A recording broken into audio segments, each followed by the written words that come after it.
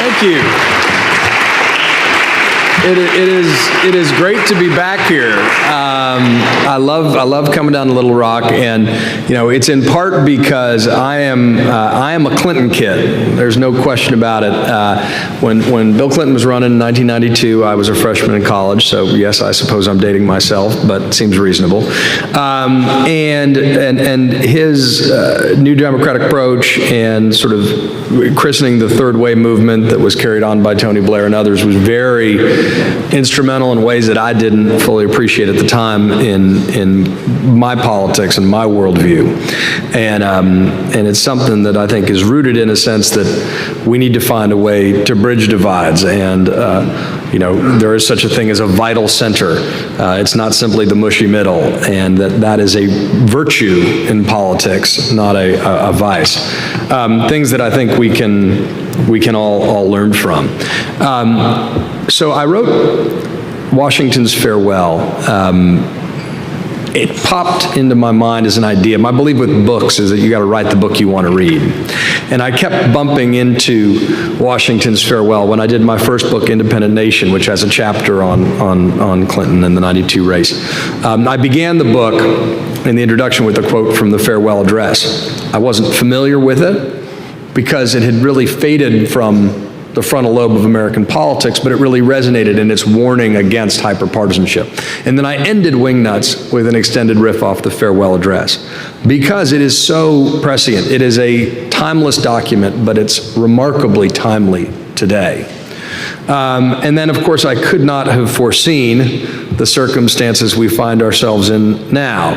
But I think the book, which is in a sixth printing now, has really resonated with folks because it's this remarkable document. It's the first founding father sat down and wrote a memo to you and me, to future generations in 1796 about the forces he felt could destroy our democratic republic, based on the lessons of history and the lessons of his own life. And he did it with the greatest team of ghostwriters in American history. James Madison, and then really Alexander Hamilton. And those of you who've seen or heard the soundtrack to Hamilton, the play, there's a song called One Last Time that is all about the writing of the farewell address and quotes it very directly. And I interviewed the playwright and lead, Lin-Manuel Miranda, for the book, saw it halfway through the book. It was this sort of bizarre affirmation of what I was undertaking because the speech had not gotten much love in the last century, say, and that's almost a precise date. But what's really extraordinary about uncovering its wisdom and its remarkable relevance for today is to understand that Washington's farewell address was considered civic scripture, that it was the most widely reprinted speech in American history. It was more widely reprinted than the Declaration of Independence for the first 150 years of our republic. It was used by presidents and statesmen as a lens they would hold up their own actions to guide their own decisions. And that's exactly what Washington was trying to do. In 1796, the executive mansion was in Philadelphia. We're only 20 years after the Declaration of Independence, and it was far from assured that the American experiment would succeed. In fact, most folks thought it would fail. John Adams said famously that there hadn't yet been a democracy that didn't die by suicide. And all the European powers were waiting for the American experiment to fail so they could come in and recolonize the New World. And Washington had his doubts as well. There's something very reassuring about studying history, particularly when it's done with a spirit of applied history, which the Founding Fathers absolutely drew on when they were developing our founding documents and country, is we think of ourselves as being a natively optimistic people, and that's true. That's always been our greatest strength. But there's this countervailing strain, which is this sense that this could all go to hell in a handbasket at any moment. So we're always kind of dueling between this native optimism that usually wins the struggle and a sense of pessimism that this could all fall apart. And that was a very real concern for the Founding Fathers. We take for granted the two-term tradition, but the farewell address and Washington leaving the presidency, leaving power, was the final revolutionary act in the first founding father's life. It was taken as a given that the normal cycle of things were there would be these revolutions to upend monarchy, tyranny, that the military leader would take over the country and then become a new tyrant. That was the normal course of events. The English Civil War was very much in the minds of the founding fathers. And when George III heard that Washington was stepping down from power at the end, actually, of the war for independence, he said, "My God, if he does that, he'll be the greatest man in the world." And when he was president, people assumed, well, okay, the game is up. He's never going to leave. In fact, Washington wanted to leave power. He never really wanted to be president. He was that rarest of things, a genuinely reluctant president. He was fascinatingly insecure about his own capacities to be a statesman. He was confident as a soldier, confident as a farmer. He did not necessarily think he had the tools to be a statesman. And one of the amazing things you see at the end of his second term, because he tried to retire after his first term, and he was convinced by Jefferson and Hamilton, who hated each other, of course, that the one thing they could agree upon was that if he left after his first term, the nation would descend into civil war. Civil war was already a real possibility, and Washington was trying to will the creation of a national character. He was trying to create a nation, in effect.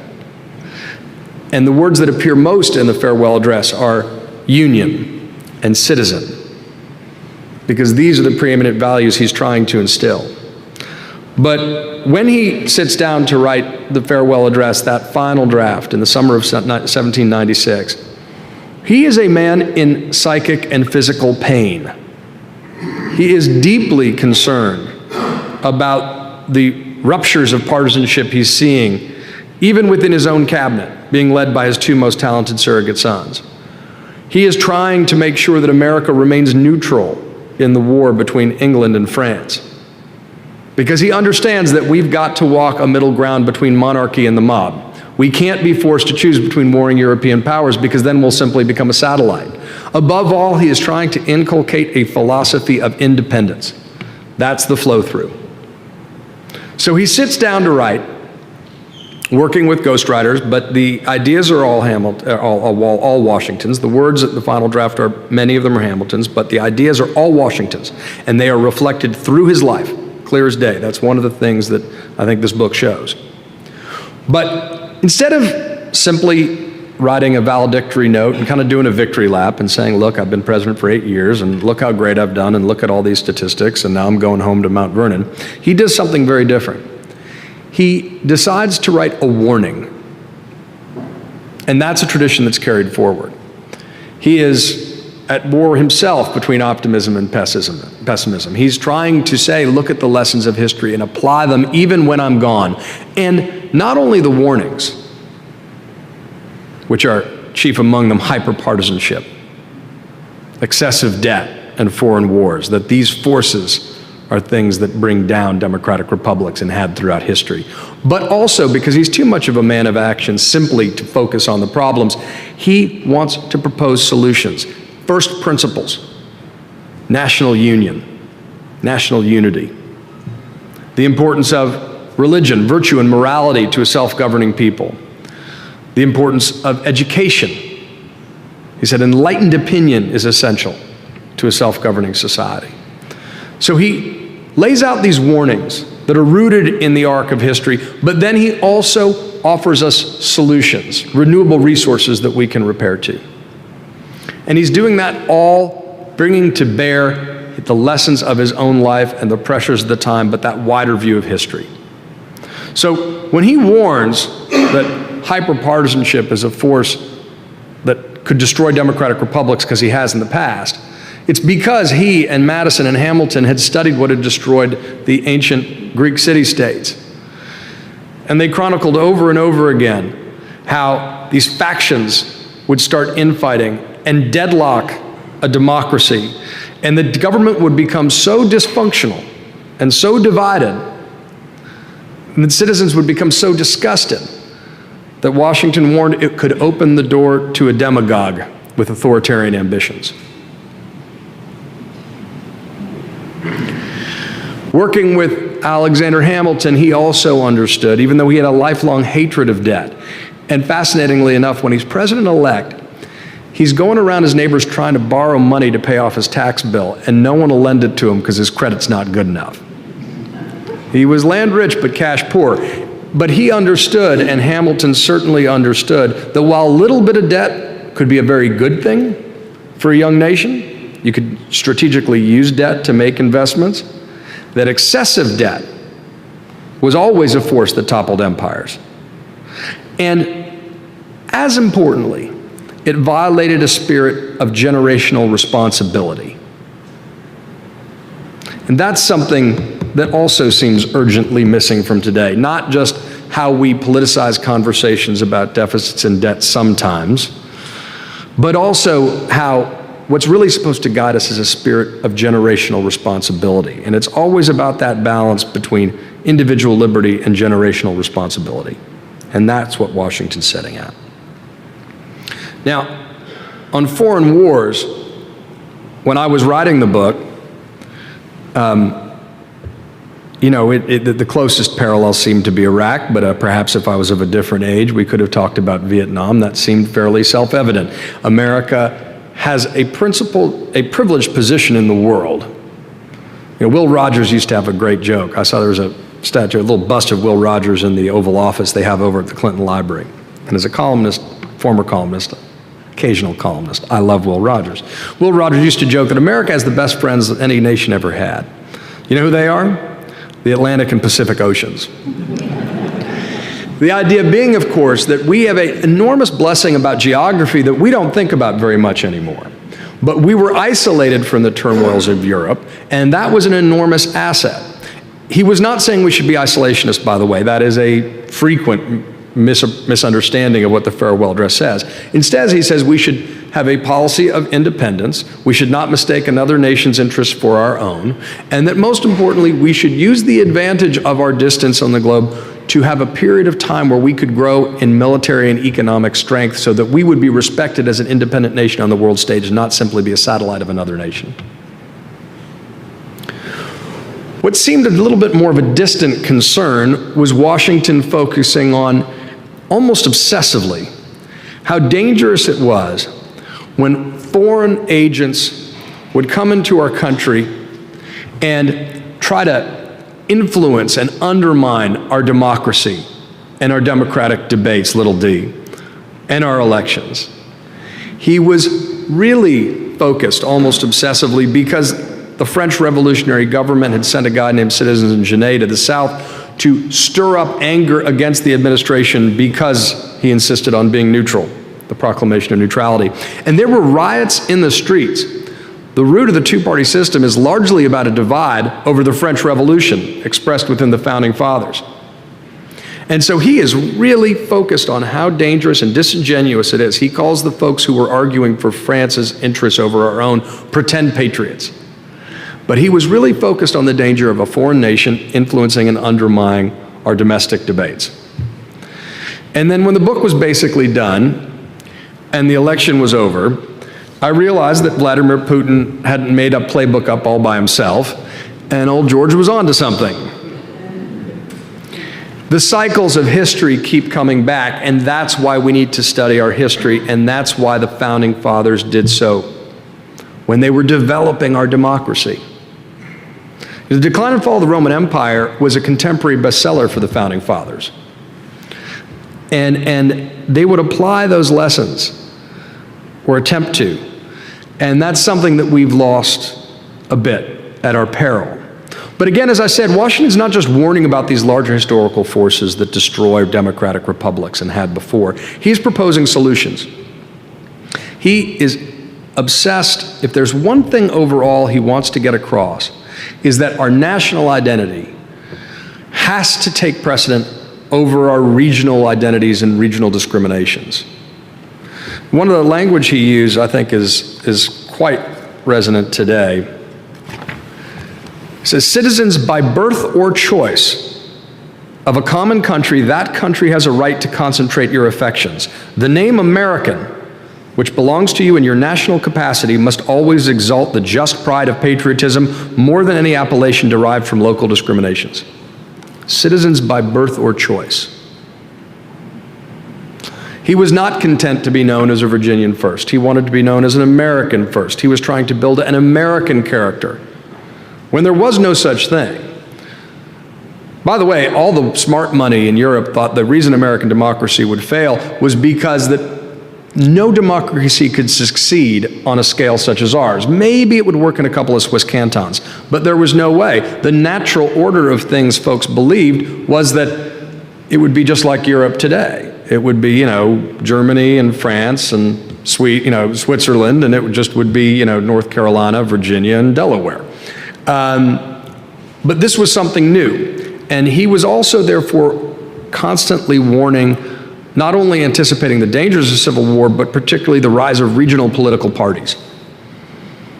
He warned that that would be a real path to civil war because political parties, being an independent himself, would start trying to divide Americans against each other with what he called anxieties and false alarms, convincing fellow citizens that they had vastly different interests and identities when in fact they did not at the end of the day.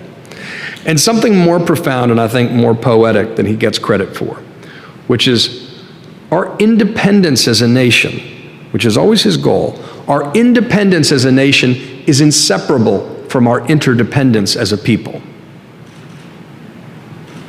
That's something worth ruminating on daily because it's something we still struggle with. Another thing that he put forward that I think we've lost, even more so than that, is the virtue, the strength of political moderation as an antidote to hyper-partisanship and polarization. We think of moderation today too often as kind of the mushy middle, a split the difference position, not standing for anything and falling for everything. Washington and the Founding Fathers understood that moderation in politics, particularly in a democracy, was a source of strength. That was rooted in classical wisdom from the ancient Greeks in particular, who were always warning about the dangers of going to extremes, about focusing on the golden mean. And that's, of course, particularly applicable in a democracy where you want to form coalitions of divergent interests. That's what Madison speaks of so powerfully in the Federalist Papers. But it's moderation as a virtue, not a vice, as a source of strength, not a source of weakness. That's something that we have lost temporarily in our nation. I think Bill Clinton did a great deal to try to bring that back, frankly. But it's something we urgently need to rediscover now because that idea also institutionalizes something deeper, which is democracy depends upon an assumption of goodwill among fellow citizens. And if you don't demonize people who disagree with you, you can find common ground and you can build on it. But that requires a spirit of humility and interest in the other that is not accessible to people who are dogmatically sure that they are 100% right and you're 100% wrong, that society can be divided into angels and devils of different political parties, which is, of course, insane. And again, it was because he knew, rooted in history, that that fratricidal impulse behind factions would lead to such a dysfunctional democracy that it could open the door to a demagogue. He understood, and why he opposed so deeply association with the French Revolution and the ideal of some empire of liberty that had to be cleansed by mass executions in the streets of Paris, was that the surest path to tyranny is always through anarchy. You had to walk a middle path. You had to find a durable middle ground. Now, religion and morality is something that some folks talk about too much in politics and other folks talk about too little. Washington is often misappropriated for people's own agendas. Washington's own vision of faith is fascinating and it's kind of contemporary in a way. He is passionate about religious pluralism and religious tolerance. He is not a doctrinaire orthodox believer. He refuses to take communion. There's a fascinating story where he's in Philadelphia and he refuses to take communion even though Martha does, and he doesn't kneel. And the preacher's getting a little bit annoyed at this. And so one day he decides he's going to give a speech from the pulpit and kind of indirectly, wink, wink, nod, nod, talk about how important it is for people to set an example by taking communion and kneeling during prayer. Washington receives the unsolicited advice, and a senator asks him at dinner the next day if he'd noticed that the preacher had, called him out. And he said, "Indeed, I did." He said, "Well, what are you going to do about it?" And he said, "Well, I'm not going to go to church anymore, that particular church." But it wasn't because he was simply pushing back on someone being impetuous enough to give him advice. It's actually something that's a little bit more touching. He didn't want to change his behavior and be open to accusations of hypocrisy or using religion for political purposes. And he's very explicit about that. What he's really passionate about, and he's also consistent about, is the importance of religion and religious pluralism to our country. And he has a very practical reason for it. You want to really understand Washington's vision of faith, read his letter to the Hebrew congregation in Newport, Rhode Island. He speaks very clearly, says, America is open to you, it is welcome to you. Yes, we expect that you will live within our laws and adopt certain customs of our people, but America exists to be a beacon of religious liberty. And that was true between Christian sects that had been warring in Europe for centuries, and also to, Jewish immigrants who had been refugees from other nations. There's one note where he's looking for someone else to work at Mount Vernon, and he says, find the best person. They can be of any Christian denomination. They can be Jewish. They can be Mahatman, which I think is kind of a fascinating version of Muslim at the time, or of no religion at all, which comes at the very end of that list. But he's passionate about religious pluralism and tolerance, and the reason is enormously practical. It's because he recognizes that a self-governing society depends unusually upon virtuous citizens and virtuous individuals. And in his mind, religion is the most effective means of teaching virtue and morality on a large scale. That's what history had taught him. It wasn't a projection of his own political beliefs or any orthodox interpretation, but it's absolutely there. Education is another great bulwark, and I think you'll see here, as I lay out the importance of religion and education, public education, I should say, side by side, one of the things that I think makes Washington's farewell so relevant isn't that it's prescient about laying out, warning us about the problems we're dealing with, but it remains a document that can unite the disparate tribes of America left and right. Public education he's passionate about, and he's the least educated founding father, the least formally educated founding father, and that's why he's so passionate about education. He wants to build a national university in Washington, D.C. And he wants to do it to A, create a national culture, to overwhelm regional discriminations, show people who come from different parts of the country that they're not terribly different, have common cause, and because he was denied that as well. And he's an autodidact. He loves reading. He doesn't get credit for how much native wisdom he developed over time, or how widely he read. His favorite play is Cato, and he quotes from it all the time. It's about a Roman statesman. It's a tragedy written by the editor of The Spectator, and he quotes from it all the time in his letters. And it pops up in the Founding Fathers' correspondence, and it's an example of a civic hero being willing to die for a republic, right? And he had it performed by soldiers at during Valley Forge. That's how central it was to him. But Washington wants to build a national university in the heart of Washington, D.C., as well as a military university. And Congress completely denies him, right? We think Washington, is a little bit above the fray, gets whatever he wants, never would be criticized. In fact, he's viciously criticized at the time. But Congress also said, no, that's too much federal power. And that's why we get the University of Virginia and the University of North Carolina. And Washington actually felt so strongly about it, he put money aside and bought land on where the Naval Observatory was later built, now where the vice president lives. But Washington bought that with the intention of building a national university there. Later, by the way, he got his military academy after he died at West Point. But even though and there's a fascinating backstory I won't get into about how Hamilton's constantly taking out the bits on education and Washington's putting it back, convinces him he's got to do it in his message to Congress because it's too policy-oriented. That Washington understands something that I think we need to fully appreciate and understand today, perhaps now more than ever. That enlightened opinion is essential to a self-governing society. Enlightened opinion is necessary for democracy to work.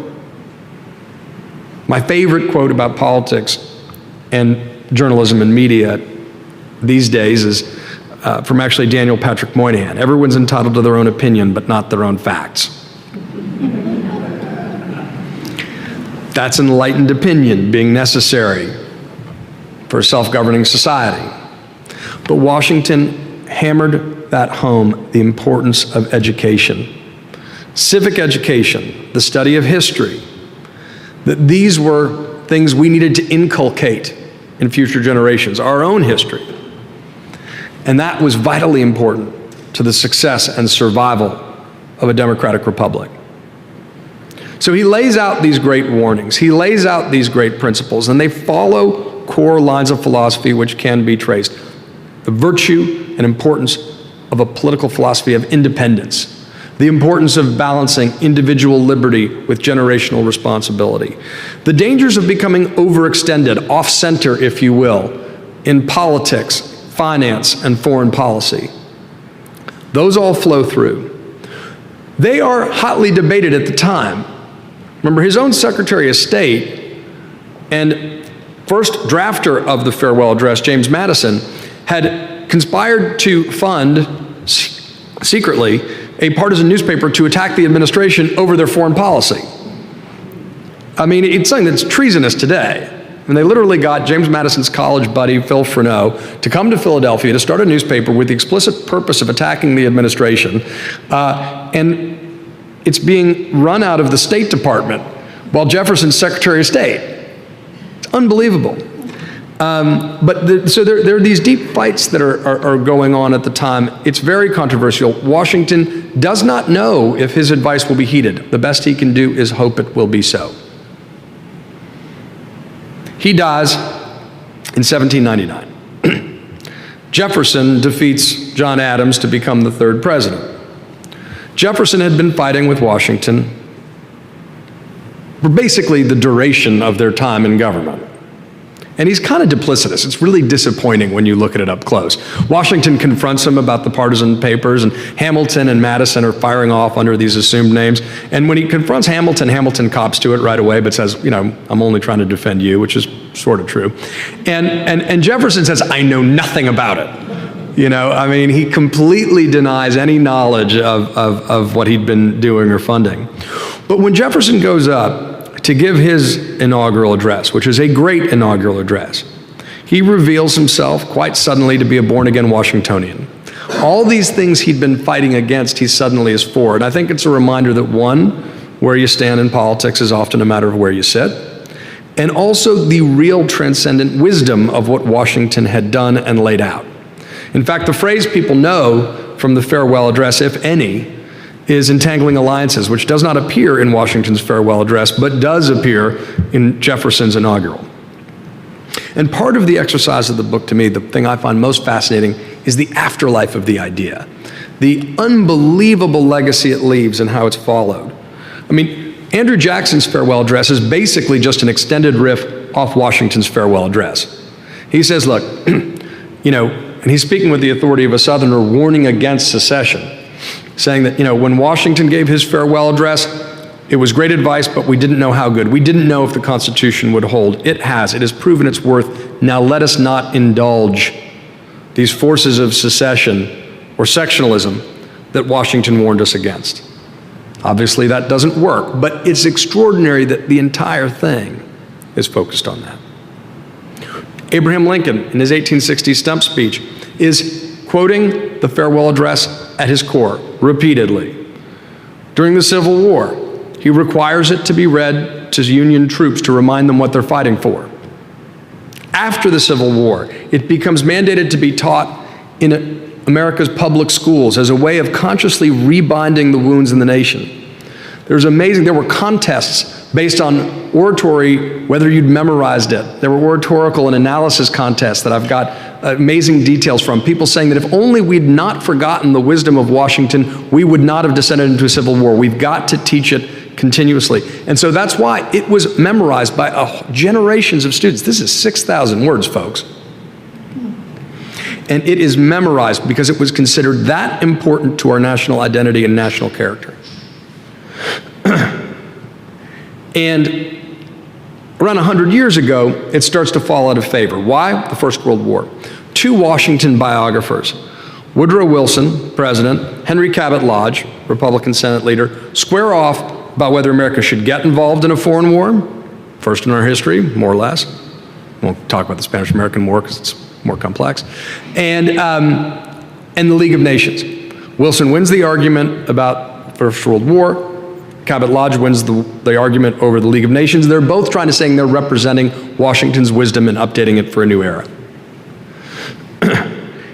When FDR is beginning to run for a third term and try to get us involved in the Second World War, he's a double apostate to Washington's wisdom. The speech has fallen a bit out of favor, but it's still very much on people's minds. Unfortunately, the people who pick up the mantle are known as America Firsters. This is the first incarnation of this crew. They are isolationists. Henry Ford and other folks, Charles Lindbergh, who are running a isolationist and thinly veiled, not so thinly veiled anti-Semitic campaign about why America shouldn't get involved in the Second World War. And then one of the most surreal moments in American history, which I detail in the book, is February 1939, there's a rally in Madison Square Garden by the German-American Bund. 20,000 American Nazis show up. There is a 30-foot banner of George Washington surrounded by swastikas, and it looks like something out of Twilight Zone or Dark Mirror. The entire keynote speech is about Washington's farewell address and how we should be focused more on religion and not spending so much money on the New Deal and definitely not getting involved in a European war. But the irony is, the dark irony is, that these are exactly the pretend patriots that Washington warned us about. He was not an isolationist. He was arguing for a foreign policy of independence where we could get to a point that we would have enough strength that we could make decisions based on our conception of justice and self-interest. And it's another example of how sometimes people can misuse and misappropriate the Founding Fathers' wisdom and claim to be true patriots when sometimes they're explicitly anything but. And in the case of the German-American Bund, they're literally pretend patriots because they're taking money from Adolf Hitler. And they all go to the pokey eventually. But the farewell address has really fallen out of favor. The Gettysburg Address takes its place as our nation's go-to civic scripture. It's 272 words, folks. It's easy to memorize by comparison. And it really is sort of the New Testament to the Washington's farewell's Old Testament. Washington's farewell are these rules of behavior dispatched by a distant God. And the Gettysburg Address is a poetic rumination of life after death. In truth, we need both of them. And the farewell address has unfortunately continued its march to obscurity with brief, wonderful blips. The example Washington set of giving a warning in a farewell address is best exemplified by Dwight David Eisenhower's warning against the rise of a military-industrial complex. He bases that speech explicitly, and I found memos that make it very clear, explicitly upon Washington's farewell address. You know, LBJ loved quoting the farewell address on the importance of public education. Reagan loved quoting it on the importance of religion. He quotes it in his great speech to Moscow State University at the end of the Cold War, and then goes on to a really surreal riff about Butch Cassidy and the Sundance Kid. But he's always talking about it. George H.W. Bush invokes it in his own farewell address, and so did Bill Clinton. And I interviewed Jeff Sheshel, who wrote the farewell address, and he ends up quoting accurately Jefferson. But his warning is against folks who want to resist globalization. And then Barack Obama and his farewell, which I was covering for CNN and the Daily Beast, on the day the book came out, quoted Washington's farewell directly and at length. And the great threat he identifies is the threat to democracy. And he articulates, I think very cleanly, two core ideas that Washington had in his farewell address. One, that our independence as a nation is inseparable from our interdependence as a people. And two, that there's no backstop in a democracy except the citizenry. That it's up to us. That democracy depends on vigorous citizenship. Washington recognized that political parties were probably, unfortunately, in his view, inevitable. He recognized that, even before we had political parties, the Constitutional Convention is divided into folks who are more rural versus more urban, people arguing for greater, stronger central government and national identity, and people who are really concerned that a stronger federal government will encroach upon their regional identity and affect their way of life. And both sides, at the time and still, always believe they're fighting for freedom. What Washington was trying to do was bridge those artificial divides. Under the understanding that we need an active citizenry and we cannot afford to be at war with ourselves in a democracy. That democracy is not a given, that it is a gift, it is a birthright. And Washington's farewell address is really a guideline for us, given directly from the pens of the Founding Fathers, with remarkable applicability to our own time. And it is so resonant, and it is so relevant, not as a literalistic document, but as something that can guide us, and maybe recenter our debates just a bit, maybe remind us that we can have common ground and a sense of common purpose.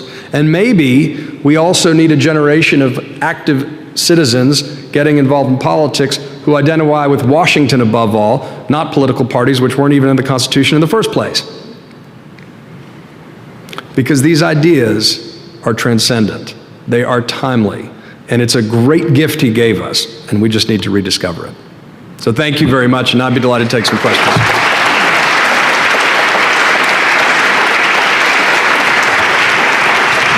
Hey, John. There's some microphones, or skip. We got it. That's covered, John. All right, we have time for questions, and please wait till the microphone gets to you. We have one right over there, Josh. Hello, Mr. Avlon. My name is Call me John. Okay, John.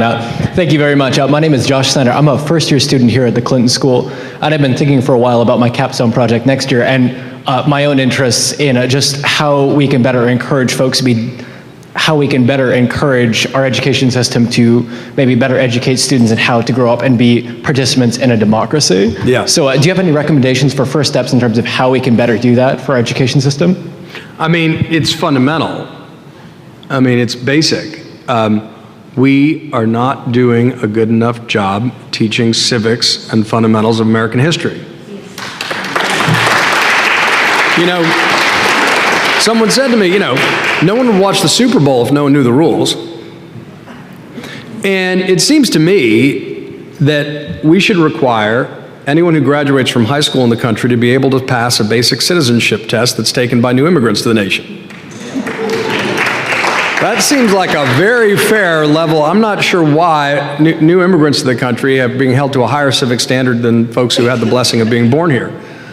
But I think it's also about really driving home the fact that democracy is not a given, that it requires each generation's maintenance and advancement, and that needs to be inculcated at home and in school, and also by private organizations donating, because I don't think we can, depend on, school boards doing it for us.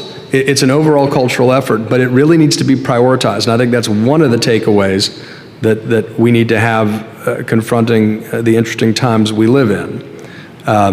We're gonna have to take democracy not for granted. We're going to have to revalue the importance, the centrality of civic education. Answer your question? Yes. Great. Any other questions? I hope so. This is a quiet, no. Please. Here comes Alan Leverett. Good, this is not good, gonna good. be good. This ain't good. So at a time where the center has shifted so far to the right, and Steve Bannon is considered just slightly right of center. I'm not sure Steve Bannon's considered How can you argue for bipartisanship or criticize hyper-partisanship? I don't think we have any choice anymore. It's war. And, that's all it is. It's just war. So I hear where you're coming from, and I respectfully, deeply disagree. I think that's the problem, right? I mean, let's go back to the old proverb, eye for an eye leaves everybody blind.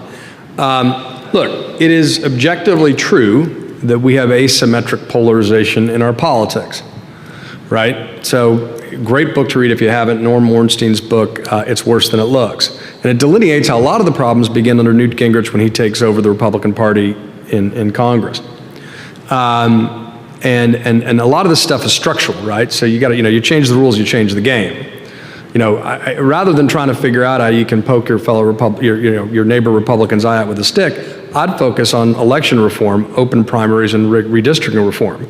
So, at least we'd have more competitive seats in Congress rather than 35, because if you have competitive general elections, people are going to move to the center again. If no one has a competitive general election, all they're going to be doing is living in terror of losing a 5% turnout primary dominated by hyper-partisans, and that creates an institutional human disincentive to work together. Look, these are dangerous times. The ancient Chinese curse, may you live in interesting times. I do not want to underplay what a departure the current experiment we are undergoing is from our best traditions, or really any traditions. I do believe we will emerge stronger as a country, assuming we learn the right lessons, which is not to take these things for granted. I think, you see already, the centrists that are left in the Republican Party, and they're very few. Charlie Dent deserves a lot of credit for what he's doing and trying to say, I'm not going to support a bill that's too extreme, whether it's health care or tax reform. I think Democrats also do themselves a disservice in this environment if they play into the narrative that says they're just as bad. Again, neither party's angels or devils, folks. I hate to break it to you. But we have asymmetric polarization, which means the Republican Party is further right and the Democratic Party is far left. Now, if you look at it statistically, the Democratic Party is still 50-50 liberal versus moderate. Republican Party's moderates are basically down to like, an endangered white rhino species, right? But they still exist in embryo. And of course, there are many of us who are independents, who become independents, myself included, because of the polarization of the two parties in reaction to it. But Democrats got their own problems they're going to deal with, because the Bernie-Hillary split is real, and that you're just not going to win back. Talk to folks, Tony Blair's inheritors, and look at the tragedy of James Corbyn and Labour in Britain before you think the all-out war extreme approach is going to work for you. It's not. Traditionally in American politics, you need to occupy the center. We also need to find ways for our government to function again. I hit on the Putin thing subtly before, but let me just hit a little harder right now. The larger struggle of our times, right? There's a reaction to globalization. Islamist terrorism is real, it is part of it. So also is a xenophobic reaction against immigration and economic cooperation across regional lines. There are folks who really don't like liberal capitalist democracy because they prefer what is sometimes called wealth without liberty. It's usually kleptocracy, right? There is a conscious attempt to undermine Western institutions of liberal capitalist democracy by undermining faith in the institutions that undermine Western capitalist democracy. If our government becomes more polarized, more divided, and more dysfunctional, it will only result in more people starting to feel frustrated about what is something that is a positive, transformative good in the world. So we're going to have to find a way to rise above and work together. Doesn't mean you need to be naive like Lucy with the football. But you need to be smart, you need to be tough, but you need to find ways to find common ground and build a bridge. And I'll say, as Democrats try to figure out what went wrong in the last election, I think it's far from certain that alienating more culturally conservative white working class voters more is a good idea. So we're going to have to find a way to build a bigger tent in our politics, and it's not one party's responsibility. That's my answer. Got two here. All right. Got you right here. So that took you all the way to Russia and then back. I thought it was a pretty good tour myself. Hi, thank you for being here. My name is Hannah Bond, and I'm also a first-year student here at the Clinton School. Hi. And I really appreciate your message about moderation, but my one sort of burning question was this sort of historical reality that when Washington was writing about this, the the people at the table, the people he was asking me to be moderate, were all white men, right? Women didn't have a voice, people of color didn't have a voice. And so I'm struggling because I feel like a lot of people in this country still don't have a place at that table. And so the only thing to me that I struggle with that moderation is, I guess the question is, what would Washington say now? Now that we want to have a more diverse group of people have a place at that table, what does moderation look like given that? It is a great and important question that you're raising. So let's break it up into two parts, right? I think separate from the point about the practicability of moderation, and I'll make that case in the context of civil rights in a second, is the question of the disturbing lack of diversity among the founding fathers, and even more disturbing, the centrality of slavery, right? Washington's a slave owner. Now, as I write in the book, actually, he emancipates his slaves after his death, actually after Martha's death, but they're Martha's slaves. This is actually an unusual action, and he's doing it, albeit belatedly, and to send a message. He's the only one of the 9 subsequent presidents who own slaves who make a point of releasing them, and that's a message to the nation about where he believes. He hates the institution and the sort of captive economy of it by the end. But of course, that can be, just the mere fact of slavery in the founding fathers can be an understandable deal breaker for folks. First, I think whenever you're studying history, I think it's essential to avoid projecting our own values wholesale on the past. It's unrealistic, and it gets in the way of us appreciating what we can gain and what we can glean, right? It's a very understandable temptation. But then all previous generations become mutually incomprehensible pretty quickly, because slavery certainly wasn't just an American invention or institution. And, we can go on about levels of disenfranchisement and aristocracy was brutal and old. I also think that that's one of the great gifts that the play Hamilton gives us, and it's a conscious one on the part of Lin-Manuel Miranda. We have to find, as part of civic education, ways to make the old stories new again. Right? We need to confront the hypocrisies, the imperfections, the immoralities of founding fathers. But you need to treat it in the context of their lives. As Miranda said, and Lin-Manuel said when I spoke to him, it's the sand in the oyster.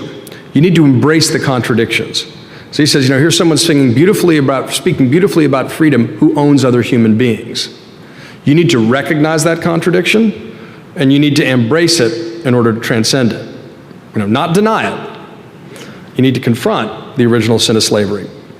But it can't exclude any other virtues or ideas from those individuals. And when we do that, when we refuse to deify, right, the founding fathers are all, angels or devils, right? This sort of, let's reduce it, right? They're either can't possibly learn anything from them, or they're perfect human beings and we'll never see their like again. That does us a great disservice, it seems to me, because when we make the founding fathers or any figures sort of deified, we make their wisdom more distant, and we make it less accessible and less applicable. And so I'm a big fan of seeing them as they were, to the extent that we can, as flawed human beings trying to do their best, sometimes deeply, deeply flawed. But that makes them not this unapproachable standard that we can't reach, but it makes them a little bit closer to us. That I find is heartening. That makes them more accessible heroes, because we understand ourselves as flawed and them as well. It makes them also vastly more interesting. The point about moderation and its role in the evolution of a country, let's just take civil rights for a second, right?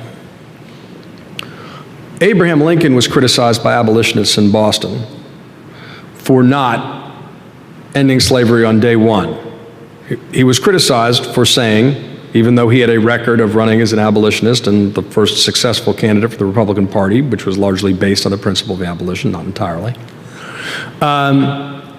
that his primary responsibility as president, his primary constitutional oath, was to the preservation of the Union. Fellows, you should have done that on day one, that getting there by degrees wasn't good enough. I think the play Lincoln and certainly the book, Doris Kearns' book name, which Team of Rivals, illustrates some of those negotiations and compromises, but they were very emotionally unsatisfying. People, the abolitionists and the Republican Party at the time, felt that he was not moving fast enough and he was not a true believer. And then, of course, the Southern Democrats all thought he was, the devil incarnate.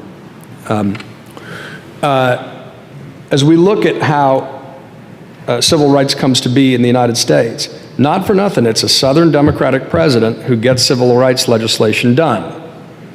When LBJ was Senate Majority Leader, he tried to pass through a couple token bills. They were watered down. They were supposed some measure of progress. They certainly weren't enough. But the last thing anybody thought was the protege of Richard Russell, Dick Russell, would put forward legislation. But I think in the fullness of time, you see, it almost has to be a Southern Democrat to cobble together that coalition. And already, obviously, there's white citizen councils, massive resistance. And it certainly wasn't fast enough by any historical standard or even by that historical moment standard. But the legislation passes. Earl Warren with Brown v. Board gets a unanimous decision. That's difficult to do, but he does. Martin Luther King's speech on the Lincoln Memorial steps. The rhetoric is very much about unity. It's an inclusive vision of America. It's not an exclusive vision. And we can have a great conversation about the interplay between, the archetypes of Martin Luther King and Malcolm X and which one is more essential to mainstreaming it. I'll put my money on Martin Luther King all the time. And I think even in the gay civil rights movement we're living through today, and my wife is very involved in LGBT issues on the Republican side of the aisle, which is interesting, because she's trying to create broader coalitions. The way we got marriage equality in New York State was in part that she was lobbying Republican senators to tell them that this is actually, as Dick Cheney said at the time, freedom means freedom for everybody, and this is a conservative virtue. That ultimately the arguments that Ted Olson, Republican, makes that helped convince Justice Kennedy, Republican Reagan appointee, to make marriage equality the law of the land is rooted in rhetoric about unity, about love, about shared experiences. It's about breaking down those divisions. And I think that builds squarely upon a philosophy of moderation and unity, not extremism or separatist visions. So that's how I'd answer that question. Look, I know we got more questions, and I wish we could go on, but I encourage But I can't take up all your time. No.